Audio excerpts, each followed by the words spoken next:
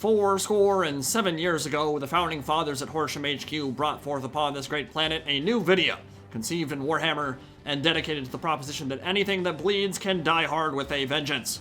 Now, we are engaged in a great civil war between the ODM clan as Alfredino and Rizel bust out the memes in what was one of the most intense, insane, and closely fought battles I have casted since the beginning of this trilogy. It was really good. Wacky, interesting builds to go around, and a photo finish for a cherry on top. And for Alfredino, along came 2 spiders. His lord is a goblin great shaman mounted on a mighty catchweb Arachnarok, turning a squishy caster lord into a brutal death machine when things get up close and personal. Don't Even Try It is a fantastic spell for weakening enemy mages.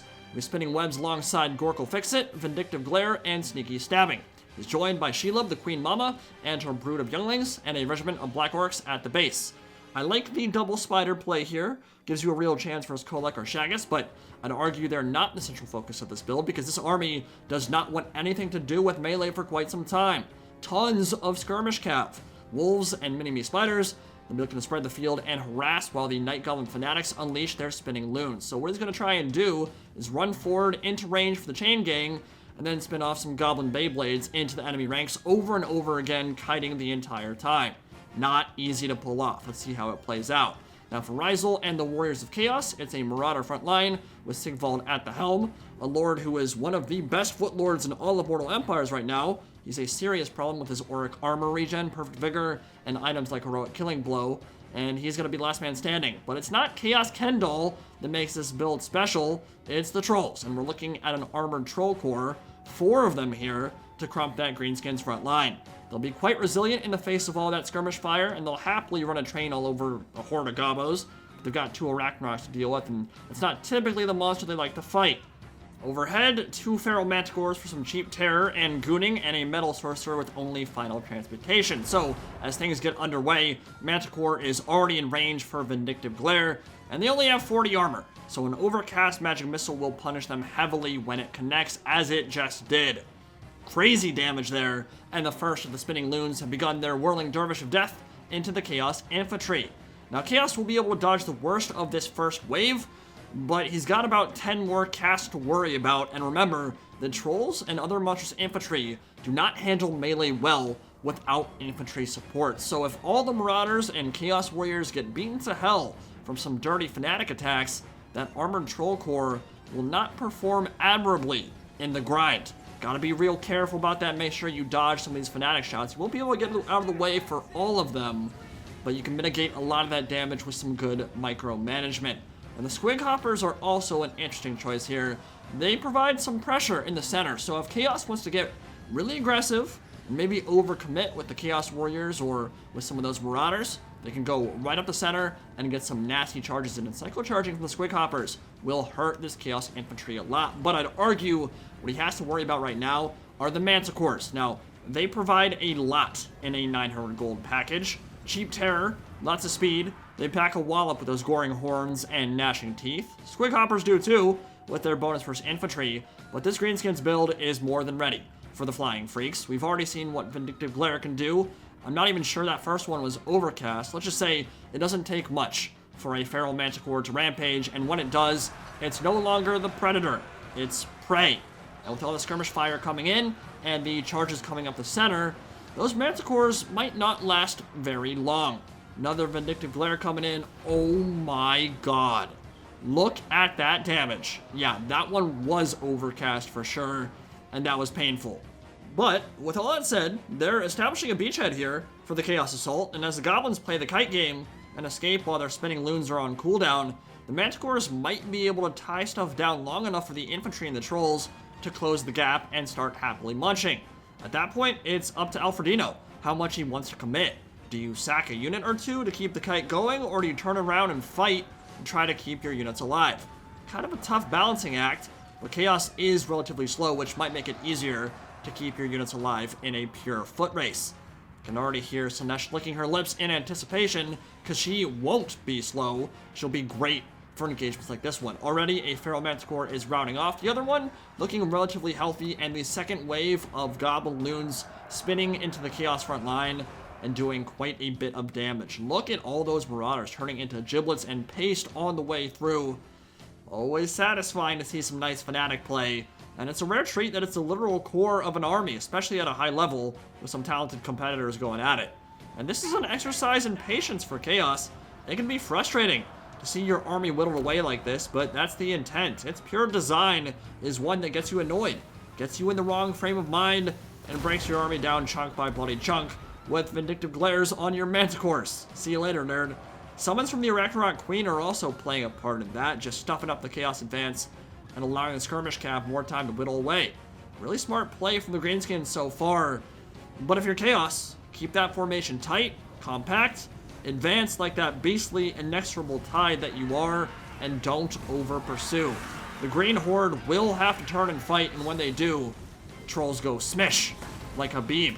Looks like they have just barely begun giving the bad touch to the Goblin Fanatics on the right flank of the Greenskins line. Some Marauders are routing off, and now that they have some tree cover, skirmish fire will be even less impactful, but armored trolls really just won't take a lot of damage from this at all.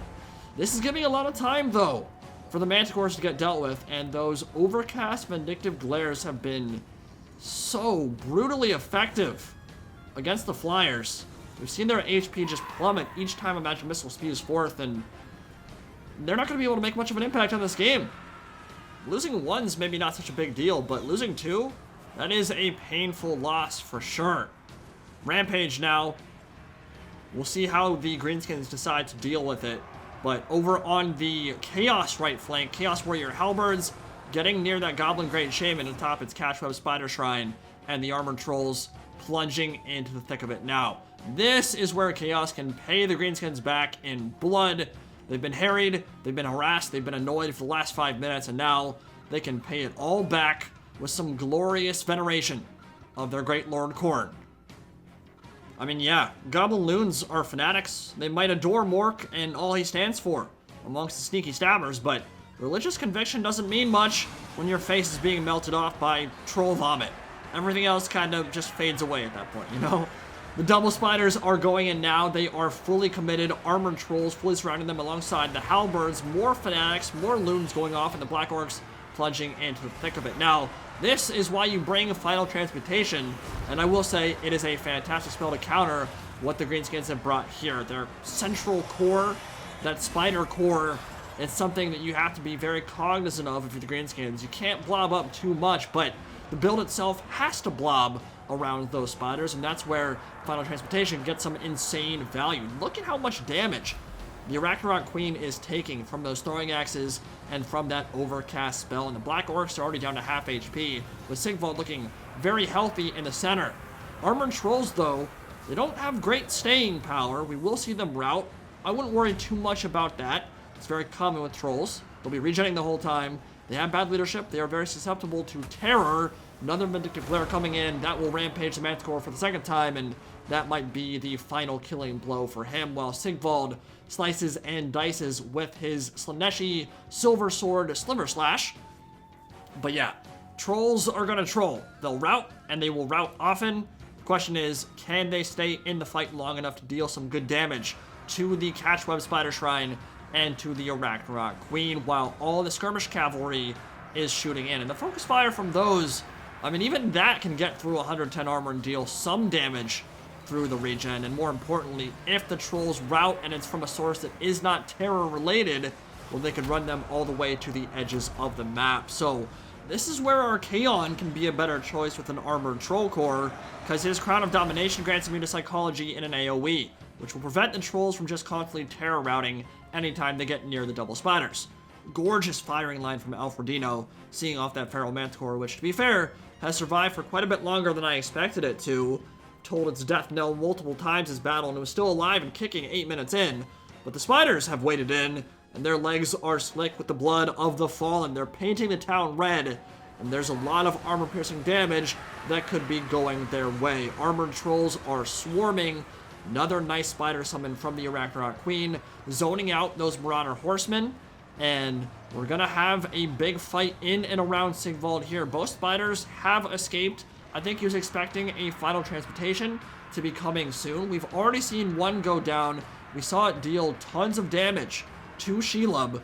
He wants to avoid that happening, but Hard to gauge where his Winds of Magic pool is at right now. It's a feature I would love to have in Warhammer 3 to see where Chaos is in terms of their Winds of Magic pool and when they might be able to cast another Final Transmutation.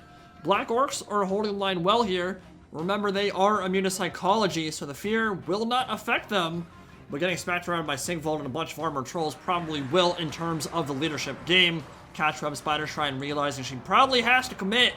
The Great Goblin Shaman going in, some sneaky stabbings might be able to get the Arachnarok Queen or maybe these Black Orcs some nice armor piercing and melee attack buffs. Manticore is routing. Not sure if we will see it return, and we're getting cycle charges. Arachnarok Queen and the Catchweb Spider Shrine both have 40 charge bonus. That's not insubstantial. You will get some... Oh, my nose. Janky as hell looking. What the hell? Just humping those Marauders as it charges through, pushing them out of the way. But yeah, that 40 charge bonus is nice for the Spiders. It means that it's worth it to cycle charge. You're getting some big increases to melee attack doing that.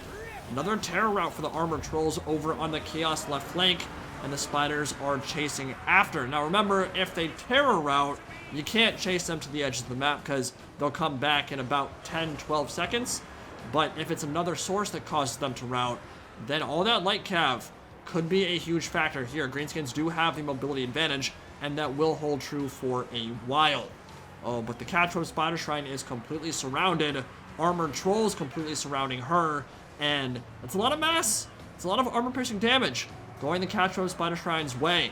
More wolves, more spiders being committed to the scrum.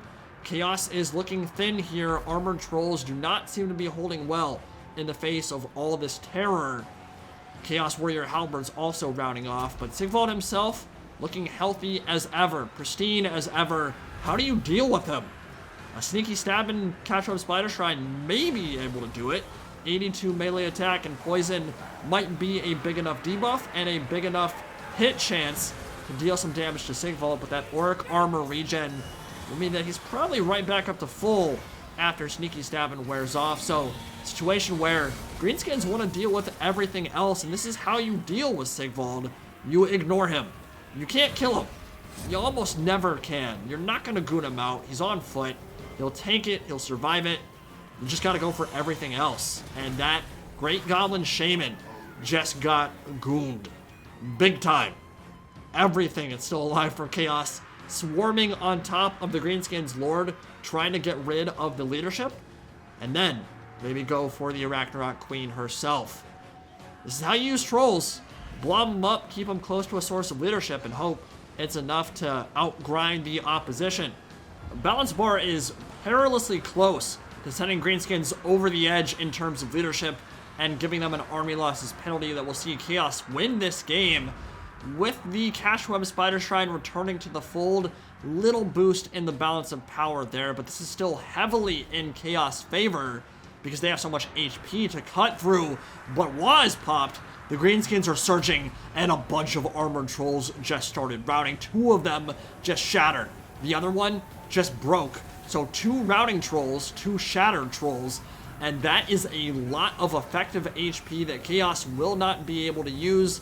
And this is why trolls can be a kind of frustrating unit. That's a problem, man. The fact that they have that much HP, 9 models left, almost 2,000 health, and they're shattered. Want to know why? Because they kept terror routing. Terror route 3 times or so. A lot of time units will just straight up shatter. They won't come back after that 3rd or 4th route. So that's a big issue for Chaos now because they just lost a lot of their support and what looked like a clear victory for them merely a couple seconds ago. Just saw all their monstrous infantry disappear from the battlefield. We're gonna fast forward it here. Even the mage is getting gooned out. And now it's Sigvald left, and it's only Sigvald trying to hold against 2 Arachnarok Spiders and a lot of Goblin Fanatics. This game just completely turned on its head, and Tzeentch is cackling in the heavens. How fickle the winds of change blow, and Sigvald is wishing he was just about anywhere else right now. Blowing the Decadent Host, I guess, not getting his salad tossed by 2 8-legged freaks the size of a freaking 18-wheeler. Mage just routed off. I mean, I get it. He's into some freaky stuff, okay? But I'm not sure this is near the top of his list. Armored trolls being harried and harassed, chased to the edges of the map by spiders. Sigvald popped all of his buffs to try to keep him in here. And those spiders are looking pretty low, but we've got... I mean, I'd say Greenskins definitely have the advantage. They've got 2 massive weapon strength, heavy-hitting behemoths. And Sigvald is all alone. Chaos Kendall is feeling a bit isolated at this stage in the battle. Will he get anything to help him out? Will the mage come back? I think the light cab should be able to chase everything else. Yeah, mage is there, but routing, and the spiders aren't going to let it return. And now the Arachnarok Queen and the Great Goblin Shaman can kind of take this engagement slow, continue the cycle charging, continuing the debuff popping with the poison, maybe cast another sneaky stab in or so to get some more melee attack, and just munch on Sigvald's booty. But 1200 HP on one of the spiders and 999 on the other means it won't take that long for Sigvald to land some strikes and maybe drop a spider. And if a spider routes here, it could still be Chaos's game. But the bounce bar is swinging heavily in the favor of the Greenskins. Mage is being chased. Oh man, this is... I mean, this looks like Greenskins' game now. Fanatic's full surround here. I mean, Sigvald can certainly kill that unit off. But the biggest issue the spiders have is that they are considered high threat. And what that means is Sigvald will deal the majority of his damage through the Fanatics and get at that spider when they get close. And just right there, we saw about whatever his AP component is. I think it's about 300 or so, maybe 250. That all went straight into the spider when he went in and routed it off. Now the bounce bar swung back in Chaos's favor, and everything is routing on the Greenskins side. There is no way Sigvald is about to clutch this one out. The spiders should be able to handle 1000 HP on a heal-capped Sigvald, right? But the Great Goblin Shaman, with 1200 HP, is having serious leadership issues, and the Arachnarok Queen is showing no signs of returning to the fold. Bounce bar is still in favor. Oh my god. You've got to be kidding me. The balance of power swings that game were absurd. At one point, it was almost 90-10 in favor of Chaos. And then the Greenskins stormed back, went about 70-30 in their favor. And in the end, Sigvald is the only man left standing. So when I said at the beginning of the battle, he is usually the last man standing, I wasn't kidding. Like I said, incredibly difficult to goon him out. He is one of the best footlords in the game right now, maybe the best footlord in the game. And it's not because he has crazy killing power, although having perfect vigor certainly helps. It's just that he survives, and he keeps you in the fight. And he takes pretty much 0 micro, so you can kind of just forget about him, which is also nice. I'll tell you who didn't stay in the fight, though, the Armored Trolls. What in the ass, man?